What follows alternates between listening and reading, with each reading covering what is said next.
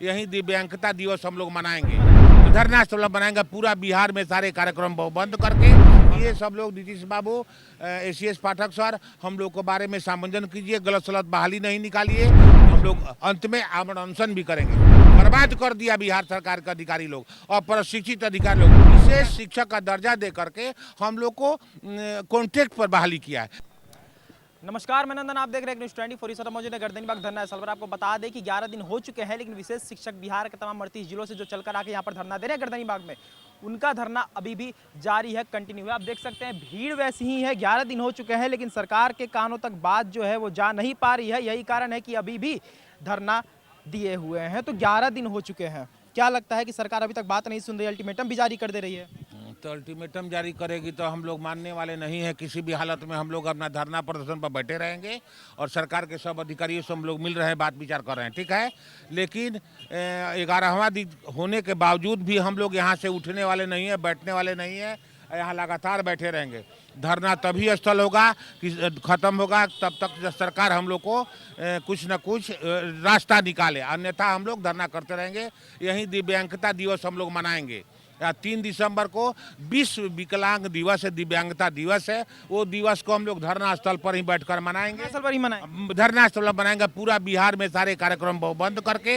हम लोग का प्रयास है कि धरना स्थल पर ही हम लोग सब मने विकलांगता दिवस। और सारे बच्चों को हम लोग बुलाए हैं, अभिभावक को बुलाए हैं, और अभिभावक बच्चे हम लोग को सपोर्ट करते हैं। इसलिए हम लोग सर्वसम्मति से निर्णय लिए हैं कि धरना स्थल पर डिगे रहना है। जब तक सरकार 11वां दिन के बाद भी समाचार हम लोग को नहीं पूछी, तब तक हम लोग यहीं धरना पर बैठे रहेंगे और 3 दिसंबर को यहाँ मनाएंगे। और सरकार से यही अनुरोध करेंगे, अरे सुनो, सरकार के सारे अधिकारियों को मैं बात करता हूँ कि सुनिए सब लोग, नीतीश बाबू, एसीएस पाठक सर, हम लोग के बारे में सामंजन कीजिए, गलत सलत बहाली नहीं निकालिए। जो सृजित पद है उस पर शीघ्र हम लोग को सामंजन, शीघ्र बैठक करके निर्णय लेकर कीजिए, अन्यथा बाध्य होकर के हम लोग को वहाँ विधानसभा को घेरेंगे और सरकार के सारे मंत्री को, विधायक के घर को घेरेंगे।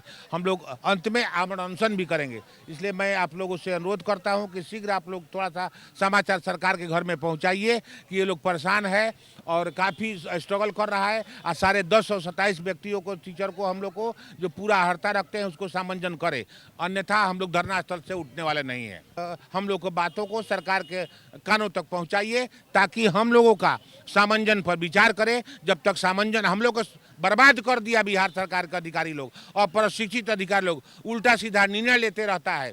आज समझ नहीं, कमेटी में हम लोग को रखा नहीं है। अगर एक्सपर्ट कमेटी में हम लोग को रखता, ये सब एक्सपर्ट कमेटी में रखता तो ये हालत नहीं होता सारे लोगों को। विशेष का दर्जा दे के आप लोगों को साइड कर दिया। विशेष शिक्षक का दर्जा दे करके हम लोग को कॉन्ट्रैक्ट पर बहाली किया है, जो बिल्कुल न्याय संगत नहीं है। कॉन्ट्रैक्ट पर तो रखना ही ना चाहिए।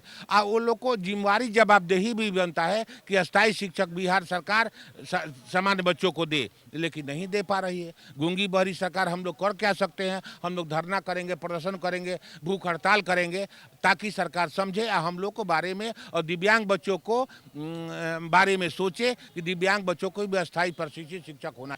निष्कर्ष तो जरूर निकलना है, निकालना पड़ेगा सरकार को। सरकार को दिखाई नहीं दे रहा है कि एक मैट्रिक पास, 8वां पास को बहाल करके, टोला सेवक, तालीम मरकज, जाली सर्टिफिकेट, सबको बहाल करके, अब वो लोग को भले खराब लगे, लेकिन उसमें 80% जाली टोला सेवक का तालीम मरकज में रहता है लोग, और उसका महीना का वेतन का मानदेय का छलांग सरकार लगा देता है केवल वोट पॉलिटिक्स के लिए। लेकिन सरकार ये समझ नहीं पाता है, हम लोग कभी भी हुड़दंगई से धरना नहीं दिए हैं और न हुड़दंगई से देंगे।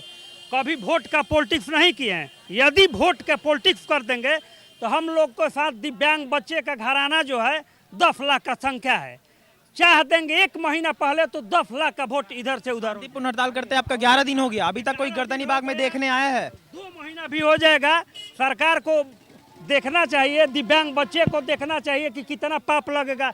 बहुतों लोग इसमें से ओवर टाइम करके दिन में हड़ताल करने आते हैं, ओवर टाइम ड्यूटी करके। कहाँ से बच्चे को नहीं होगा तो बच्चे को पालन पोषण कैसे होगा 14,000 में? 14। तो इसलिए धरना प्रदर्शन हम लोग को करना एक मजबूरी है। अब मजबूरी इसको सरकार न समझे, हम लोग लड़ेंगे ही लड़ेंगे, समंजन करना ही है। इसलिए कि इसके नीचे कोई रास्ता नहीं है, इसके ऊपर तो जाना ही पड़ेगा। 14,700 कोई महीना होता है जी? 14,700 कौन मान दे होता है। मजदूरी है 500 डेली का, जिसमें 4 घंटा लोग ड्यूटी करता है। इसमें परिवार्मिक टीचर हम लोग को, टीचर का दफ नाम दे दिया है सरकार कि सब लोग बिछुड़े रहे। टीचर का दफ नाम संसाधन शिक्षक, बीआरपी, रिसोर्स टीचर, समावेशी शिक्षक, विशेष शिक्षक, परिवार्मिक शिक्षक। और महिला बहन इसमें है। ब्लॉक में 200 स्कूल है, कैसे जाके पढ़ाएगी 200 स्कूल में?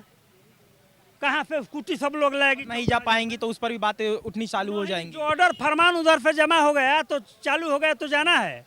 ऑर्डर मिल गया, जाना है कि वहाँ जाओ, परामर्श केंद्र में जाओ तो यहाँ जाओ तो वहाँ जाओ।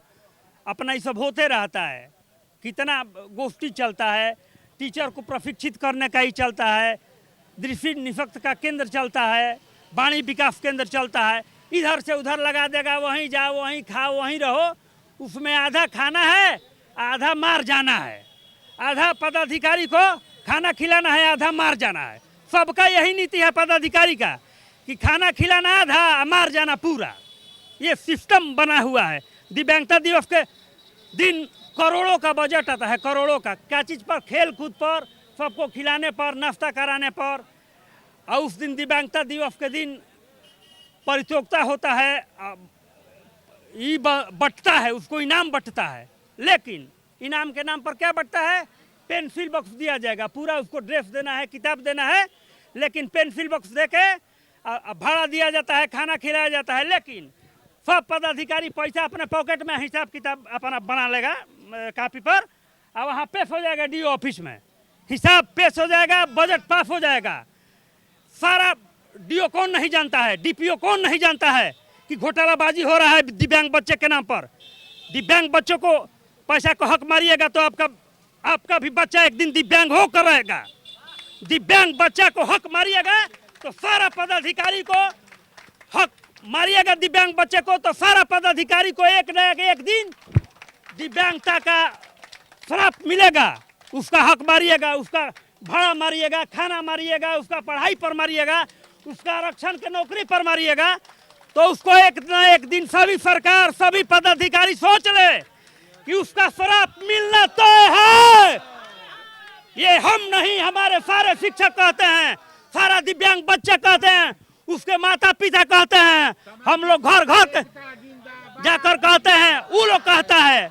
इसलिए सभी आप लोगों को धन्यवाद देते हैं। इतना कवरेज ले रहे हैं, सरकार तक बात सच्चाई पहुंचाइए, लीजिए, सारा माँ बहन से लीजिए।